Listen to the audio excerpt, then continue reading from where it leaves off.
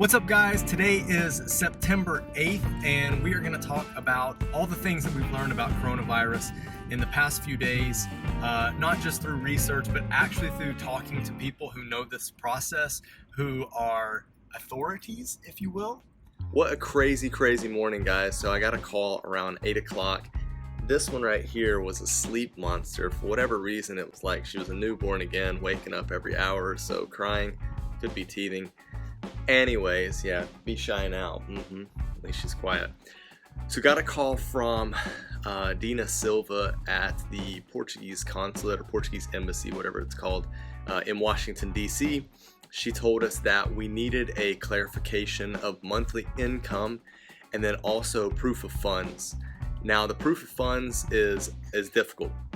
We got this email yesterday from her talking about both of these things, and I didn't really understand what it meant, so talked to her about the proof of funds, and she said because of coronavirus, it should be fairly easy to explain why we're not able to go to Portugal, get a tax number, and then put money in the bank, which is what you'd kind of need to do if it wasn't for COVID.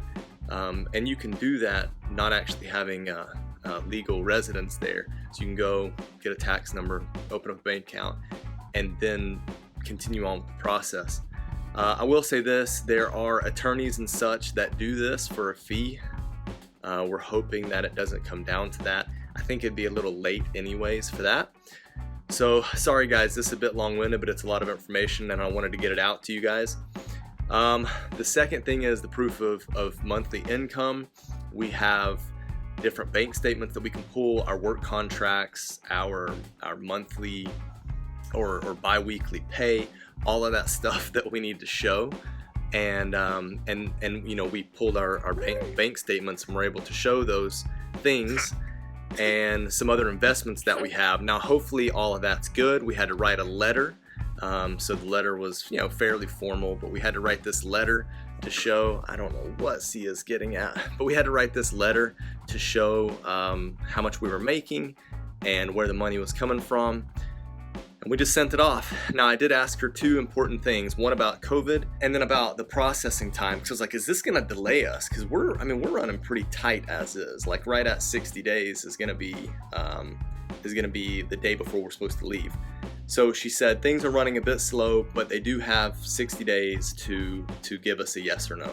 So 60 days, that's just what we're going based off of. We shouldn't hear any later or probably sooner than that. The other thing is you need the RT-PCR test. So that is not the rapid 15-minute test. That one's the one that takes a little longer. It needs to be done 72 hours or less prior to the flight. So prior to departure, you'll get it in an email form, and then you'll print off the email and you'll show that at your boarding gate, and then you'll also show that once you get to Portugal. So that's what I got so far. Now that we know that we can't do the rapid test, which we initially thought we could, and we had to do the other test, we set out to find out where to get this done. Because our big thing is we leave on a Tuesday. The Monday before is Columbus Day, so a holiday, and then of course it's the weekend, and a lot of these places are only open Monday through Friday. So shout out to Heather. She actually emailed us with some information about this company down in Miami that she had heard that someone else had gone there and it was a 24-hour turnaround. And so she is actually heading to Portugal a little bit before us and was planning on doing that. So it was a holiday weekend this past weekend for Labor Day, so we had to wait for the weekend, and I called to find out the deal. Good news for us, they are open on Columbus Day, yay! And to get the test done, it's $75. They say it takes about up to 48 hours, but it's normally between 24 and 48 hours. And you go online and check your results, and then you can print off your results if you want. So good news for us is they open at 7 a.m. on Monday through Friday. So we are going to go 7 a.m. Monday morning to get this done, and our flight doesn't leave the next day till the evening, so we should have those results before we actually get on the flight. And I'm having a hard time finding something similar or as good in Orlando, so our plan now is to get down to Miami a day early so that we can get this done. Okay, so I'm actually gonna spring this on Kaylee. I haven't mentioned this because this is all new information for me. I wasn't privy to all of that. So my question is, if we're leaving on Tuesday, right? Yes. And the test is 24 hours, if we get it done and we do not have our results, we can still get on the flight because Air France doesn't require us to show the test. Right. So currently, and again, this depends on your airline, Air France, who we are flying, has only said that you need to have surgical masks. They haven't said that you need to provide a negative COVID test before getting on the plane. That's as of right now that they have that policy. So we should be okay.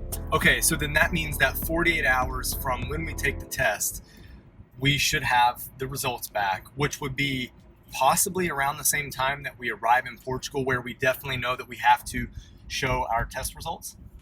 Yes. So and it's emailed to us, so it's in our email. Well, it's online. You check online, she said. So they don't give you anything. They just show you how to check online, and you check, I guess, this portal, and then you can print it off if you need to. So let's just say we don't have the results by the time we get on the flight. Assuming Air France doesn't require negative results before you board, they might say when you get to France, because we're stopping in Paris, then you'll need to have a test done. We'll say okay, but then by the time we get to France, we should have those results to show, hopefully a negative test. Nice. I like that. That's not so bad. Right, so that is the COVID update as of September 8th. I literally just got off the phone with them, and that is where we are at with COVID requirements to get to Portugal right now. Yeah, and we'll also put some links down below and show you screenshots of different things that we've heard from authorities. SEF is the Portuguese website, I guess, or the Portuguese authority really that is disseminating all of this information. But we've also heard from the people at the consulate and various sources. VFS is not going to give you anything definitive on this. They're going to default to the consulates or embassies or SEF. So we're going to put those links in the description and the screenshots as well on the screen, hopefully, if I can find them again. And you guys will have essentially the information direct from the source, although we're the ones giving it to you. But yeah, you'll have the information. And I'm sure this stuff is going to change. So if you're seeing this 2, 3 months, 4 months down the road, it's probably changed. Hopefully, we no longer need to show any sort of COVID testing. But that's what it is. We told you guys that we would bring to you what we know. And then obviously we're going to document this whenever we get on the other side of it. So we're going to kind of show you the process from us going through it. Anyways, hope you guys have a great day. I hope you found this video useful. If you did, give it a big thumbs up. Give us a comment in there and say that you loved it or whatever. And we love you guys. Talk to you later. Bye. See ya.